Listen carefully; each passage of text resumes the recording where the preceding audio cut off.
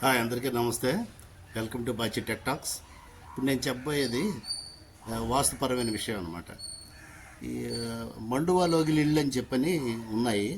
దాని మీద గరికపాటి వారు ఒక వీడియో ఒకటి మొన్న చేశారు. అది చూడండి. చూసిన తర్వాత మళ్ళీ దాని మీద నేను మాట్లాడతాను.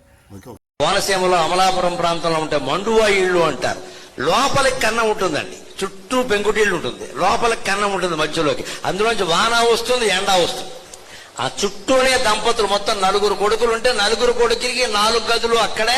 అమ్మాయి అల్లుడు వస్తే వాళ్ళకి 2 గదులు కూడా అక్కడే చుట్టూ. ఈ మధ్యలోనే కాపురాలు. వాళ్ళు సరదాగా అక్కడ కూర్చొని కాఫీ తాగుతారు, టీ తాగుతారు.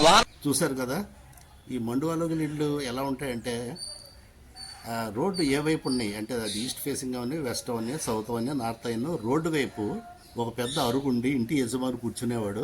అందరూ కలుసుకోవడానికి వచ్చిన వాళ్ళు అక్కడ కలుసుకునేవారు అనమాట. ఒక కార్నర్లో ఒక చిన్న రూమ్ ఉండేది, రేడియో రూమ్ అనేవారు అనమాట. రేడియో రూము, పేపర్స్ అవి అక్కడ ఉండేవి. అది ఆ ఇంటి యజమాని అలా మెయింటైన్ చేసేవాడు. అలాగా కొంచెం పెద్ద మనిషి కాబట్టి అందరూ కలుసుకోవడానికి వచ్చేవారు. అది అయింది.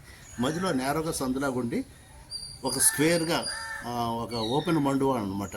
అది మేడ మీద నుంచి మనకి ఎండ పడుతుంది, వర్షం పడుతుంది అని చెప్పినట్టు చుట్టూరు రూమ్స్ ఉండేవి. దాని కెపాసిటీని బట్టి 6 రూమ్సా 8 రూమ్స్ అలా ఉండేవి. అవి ఒక్కొక్క ఫ్యామిలీకి అంటే ఒక్కొక్క జంటకు ఒక్కొక్క కొడుకులు, కూతుర్లు, చుట్టాలకి అలాగ ఉండేవి. ఆ వెనక మళ్ళీ ఈ బిల్డింగ్ ఎంత పెడుతుందో అంత కిచెన్ ఉండి ఒకవైపు ఏమో వంట చేసుకునేవారు, మిగతాదంతా భోజనాలు అప్పట్లో పీటల మీద కూర్చొని తినేవారు. తర్వాత డైనింగ్ టేబుల్స్ వచ్చాయి. ఆ వెనక పెరడు. ఆ పెరట్లో నుయ్యి ఉండేది కార్నర్లో, అది ఈశాన్యం అని నైరుతి ఇట నుయ్యి ఉండేది.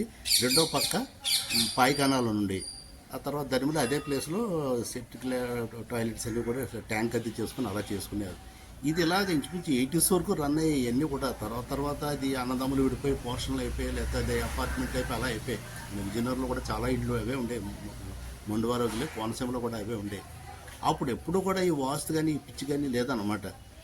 ఎంట్రన్స్లో ఈ రేడియో రూము, ఇలాగ చుట్టూరు గదులు, బ్యాక్ సైడ్కి ఏమో వంటగది, ఆ వెనకేమో పెరడు. అది ఏ ఫేసింగ్ అవన్నీ. వాళ్ళందరూ కూడా చాలా హ్యాపీగా ఉన్నారు. చాలా కాలం చాలా అభివృద్ధి చెందారు. వాళ్ళందరూ పిల్లలు అబ్రాడ్ వెళ్ళి చదువుకొని పెద్ద పెద్ద ఉద్యోగాలు సెటిల్ అయ్యారు. అక్కడ ఉన్న వాళ్ళు వ్యాపారాల్లో సెటిల్ అయ్యారు. అందరూ లేదా అది ఆస్తి వాల్యూ పెరిగి అది అపార్ట్మెంట్లు అయ్యాయి. ఎక్కడ ఎవరు ఇదేం లేదు.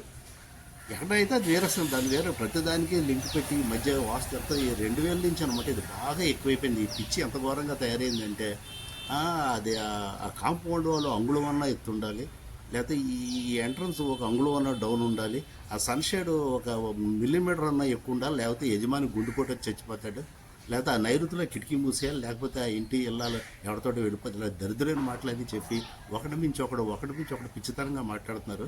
అవన్నీ బొరకిమ్గా నేను ఒకసారి చెప్పాను. మినిమంగా ఏదో ఈశాన్యం ఎంట్రన్స్, నైరుతి బెడ్రూమ్ అంతవరకు అవి చూసుకుంటే సరిపోతుంది. మరీ ఘోరంగా ఏదో మూలమట్టంతో కలిసి అంగుళం తక్కువ ఉండడం చేతట అంతా నాశనం అయిపోయేట, ఇల్లు పాడైపోయిందట. పిచ్చిలన్నీ పెట్టుకోకండి. గతంలో ఇళ్ళు అన్న వాళ్ళు అందరూ కూడా ఎవ్వరు ఎప్పుడు ఎవరిని కన్సల్ట్ చేయలేదు. కష్టపడి పనిచేసి కష్టపడి డెవలప్ అయ్యారనమాట. అదే గుర్తుపెట్టుకోండి. Thank you.